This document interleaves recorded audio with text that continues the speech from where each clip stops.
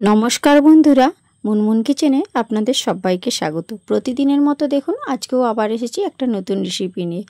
ডিমের একঘেয়ে রেসিপি খেয়ে যদি আপনারা বোর হয়ে যান, তাহলে কাঁচা ডিমের মধ্যে এইভাবে সেদ্ধ আলু গ্রেট করে দিয়ে ডিমের এই রেসিপিটা একবার হলেও বানিয়ে দেখতে পারেন।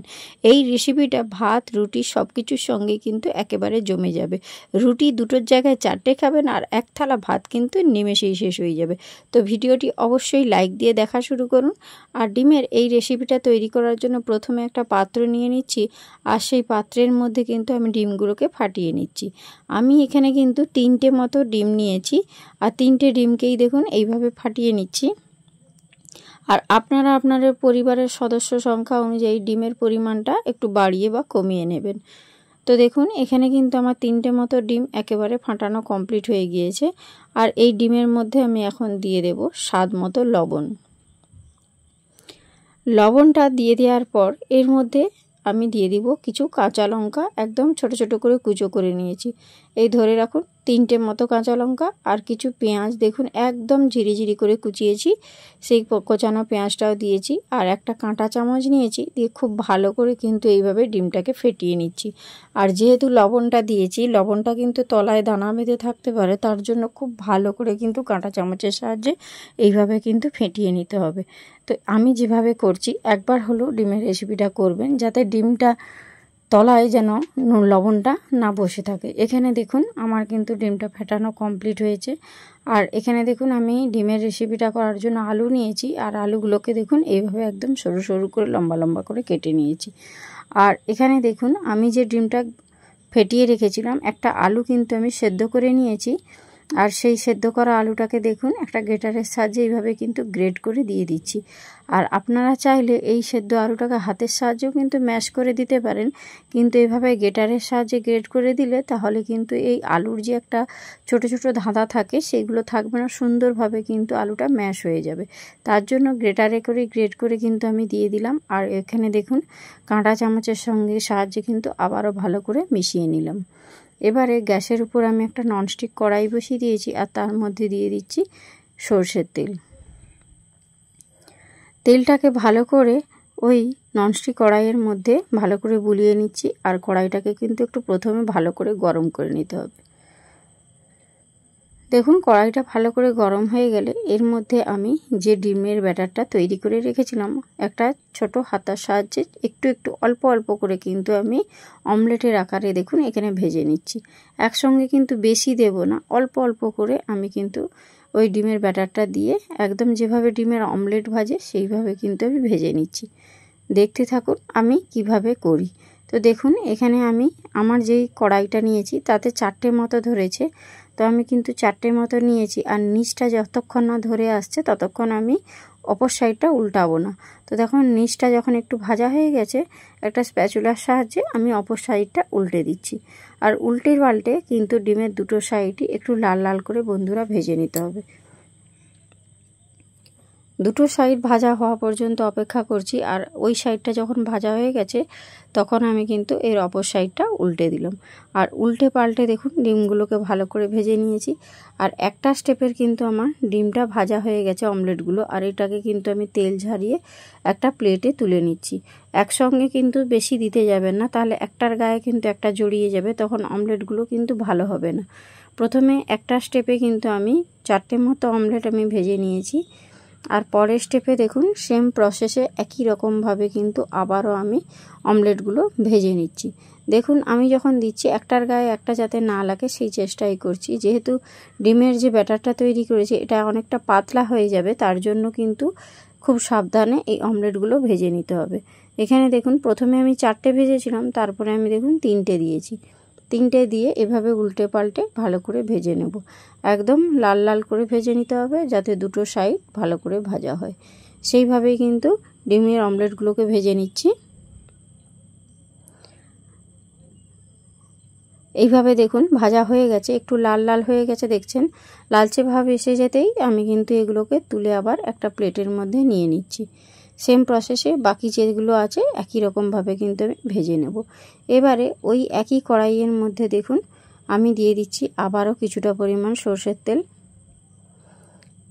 তেলটা কিন্তু ভালো করে গরম হয়ে গেলে এর মধ্যে আমি দিয়ে দেবো কিছু গোটা ফোড়ন। দেখুন 1/2 চামচ নিয়েছি গোটা জিরে, একটা ফাটানো এলাচ নিয়েছি, আর নিয়েছি একটা শুকনো লঙ্কা আর একটা তেজপাতা। আর গোটা ফোড়নগুলোকে তেলের মধ্যে এইভাবে নেড়ে চেড়ে কিন্তু ভালো করে ভেজে নেব। তাহলে দেখবেন এলাচ আর জিরেটা ভাজা হয়ে গেলে সুন্দর একটা সুগন্ধি ভেসে আসবে। ততক্ষণ পর্যন্ত কিন্তু আমি ভালো করে ভেজে নেব। তারপরে দেখুন আমি এখানে 2টো মতো পেঁয়াজকে একদম ঝিরিঝিরি করে কুচিয়ে রেখেছিলাম, সেই কোচানো পেঁয়াজটাও কিন্তু এই তেলের মধ্যে দিয়ে দিলাম। আর দেখুন এবারে কিন্তু নাড়িয়ে চাড়িয়ে আমি পেঁয়াজটাকে খুব একটু লালচে করে ভেজে নিতে হবে বন্ধুরা। পেঁয়াজটা একটু লালচে করে ভাজা অবধি আমি অপেক্ষা করব। আর এই পর্যায়ে দেখুন পেঁয়াজটা মোটামুটি কিন্তু আমার ভাজা হয়েই এসেছে। এবারে এর মধ্যে আমি দিয়ে দেব যে আলুগুলো, সেই আলুগুলো যে কেটে রেখেছিলাম লম্বা লম্বা করে, সেই আলুগুলো কিন্তু আমি এর মধ্যে দিয়ে দিলাম। আর আলুটা দেওয়ার পর আবারও কিন্তু তেলের মধ্যে নেড়ে চেড়ে একটু আলুটাকে ফ্রাই করে নিচ্ছি। আর আলুটা যখন ফ্রাই করব তখন গ্যাসের ফ্লেমটা একটু লো ফ্লেমে রাখবেন, কারণ নাহলে পেঁয়াজটা কিন্তু চুঁয়ে যাবে। আর এখানে দেখুন আলুটা যাতে খুব সুন্দর ভাজা হয়ে যায় তার জন্য দিয়ে দিলাম 1/2 চামচ মতো লবণ। আর লবণটা দিয়ে কিন্তু যদি ভাজা যায় তাহলে কিন্তু দেখবেন পেঁয়াজটা খুব সুন্দর মজেও যাবে। আর এখানে আলুটাও দেখবেন খুব সুন্দর ভাজাও হয়ে যাবে, আলুটা কিন্তু খুব সুন্দর সুসেদ্ধও হয়ে যাবে। তার জন্য দেখুন লবণটাকে দিয়ে ভালো করে কিন্তু নাড়িয়ে চাড়িয়ে আমি আলুটাকে আগে প্রথমে ভেজে নিচ্ছি। এই রেসিপিটা শুধু ভাতের সঙ্গে নয়, রুটির সঙ্গেও কিন্তু একেবারে জমে যায়। ভাত রুটি সব কিছুই কিন্তু এই ডিমের রেসিপিটা দিয়ে কিন্তু খেয়ে নিতে পারবেন। আর এক থালা ভাতও কিন্তু নিমেষে শেষ হয়ে যাবে। আর রুটির সাথে যদি করেন তাহলে কিন্তু তো কথাই নেই। আর এখানে দেখুন আপনাদের সাথে কথা বলতে বলতে আমার যখন আলুটা ভাজা হয়ে গিয়েছে তখন আমি একটা টমেটোকে একদম লম্বা লম্বা করে কেটে রেখেছিলাম, আর সেই টমেটোটাকেও কিন্তু এই তেলের মধ্যে দিয়ে দিলাম। আর এখানে দেখুন 6 থেকে 7টা মতো রসুন কোয়া আমি কিন্তু থেতো করে রেখেছিলাম, সেই রসুন কোয়াটাও দিয়ে দিলাম। আর দিয়ে দিলাম আদা বাটা। এবার আদা আর রসুনটাকে দিয়ে কিন্তু খুব ভালো করে এবারে মশলাটাকে কিন্তু কষিয়ে নিতে হবে। যতক্ষণ না রসুনের একটা কাঁচা গন্ধ থাকে, সেই গন্ধটা না চলে যাচ্ছে ততক্ষণ পর্যন্ত কিন্তু আদা আর রসুনটাকে কিন্তু কষিয়ে নিতে হবে। আর আলুর সঙ্গে ভালো করে কষিয়ে নিলে কি হয় জানো বন্ধুরা, আলুটাও কিন্তু সুন্দর সেদ্ধ হয়ে যাবে। তার জন্য দেখুন আমি কিন্তু মশলাটা ওই আলুর সঙ্গে দিয়ে কিন্তু খুব ভালোভাবে কষিয়ে নিচ্ছি। আর আলুর মধ্যেও মশলাটা প্রবেশ করলে রেসিপিটা খেতে কিন্তু খুব সুন্দর লাগবে। আর এই পর্যায়ে দেখুন গ্যাসের ফ্লেমটা কিন্তু আমি একটু লো ফ্লেমে রেখে এই কাজটা করছি, কারণ যদি হাই ফ্লেমে থাকে কিন্তু চুঁয়ে যেতে পারে। তার জন্য একটু লো ফ্লেমে রেখে মশলা কষার কাজটাও করতে হবে। আর আলুটাও যখন ভাজবেন একটু লো ফ্লেমে রেখেই কিন্তু সম্পূর্ণ রেসিপিটা করার চেষ্টা করবেন। তো দেখুন এখানে কিন্তু আমার সুন্দরভাবে মশলাটা কষানো হয়েছে। আর এ পর্যায়ে দেখুন মশলা থেকে তেল ছেড়ে বেরিয়ে এসেছে। এর জন্য আমি এখানে দেখুন গুঁড়ো মশলা কিছু অ্যাড করছি। 1/2 চামচ হলুদের গুঁড়ো, 1/2 চামচ লঙ্কার গুঁড়ো আর 1/2 চামচ দিয়ে দিয়েছি ধনে গুঁড়ো। আর সমস্ত গুঁড়ো মশলাটা দিয়ে কিন্তু আবারও ভালো করে কষিয়ে নিচ্ছি। আমি যে মশলাগুলো দিয়ে রেসিপিটা তৈরি করছি এটা সকলের বাড়িতে, প্রত্যেকের বাড়িতেই থাকে। বাড়িতে থাকা উপকরণ দিয়েই কিন্তু আমি আজকের এই রেসিপিটা শেয়ার করলাম।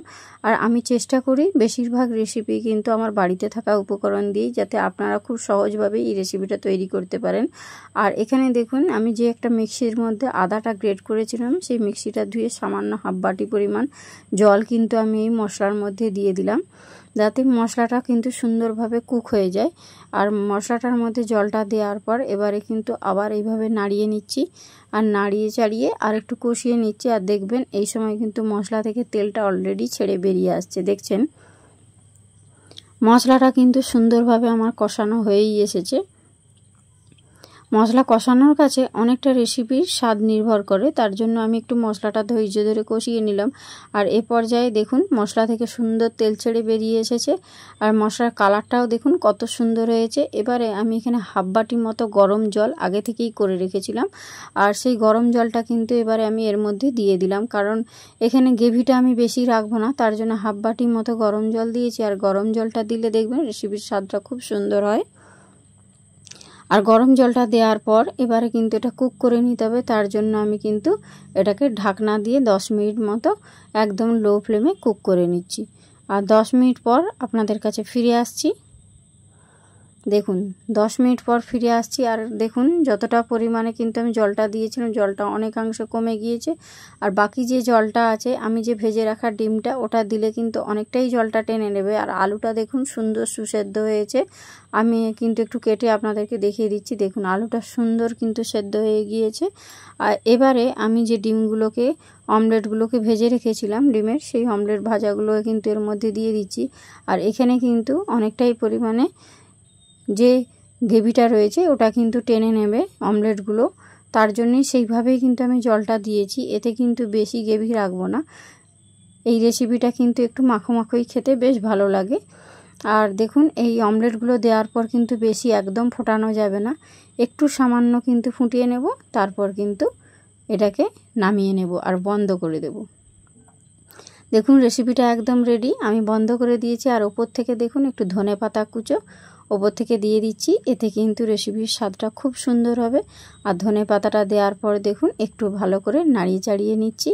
আর যখন আমি ধনেপাতাটা দিয়েছি তখন কিন্তু গ্যাসের ফ্লেমটা আমি টোটাল বন্ধ করে দিয়েছি। দেখুন কত সুন্দর হয়েছে। এই রেসিপিটা কিন্তু ভাত রুটি সব কিছুর সঙ্গে একেবারে জমে যাবে। একদম পারফেক্ট একটা রেসিপি। আপনারা অবশ্যই বাড়িতে ট্রাই করবেন। আর আমাকে কমেন্ট বক্সে একটু কমেন্ট করে জানাবেন কেমন হয়েছে। দেখতেও যেমন সুন্দর, খেতেও কিন্তু তেমনই সুন্দর। একঘেয়ে ডিমের রেসিপি খেয়ে খেয়ে যদি বোর হয়ে যান, একটু ইউনিকভাবে যদি করা যায় তাহলে কিন্তু খেতে খুব সুন্দর লাগে। আর এখানে দেখুন একটা আমি পাত্রের মধ্যে সার্ভ করে দিয়েছি। আর দেখুন কার কার আমার এই রেসিপিটা ভালো লাগলো অবশ্যই একটু লাইক কমেন্ট করবেন আর বন্ধুদের মধ্যে শেয়ার করবেন। তো আজকের মতো ভিডিওটা এখানেই শেষ করছি। Tata, bye bye.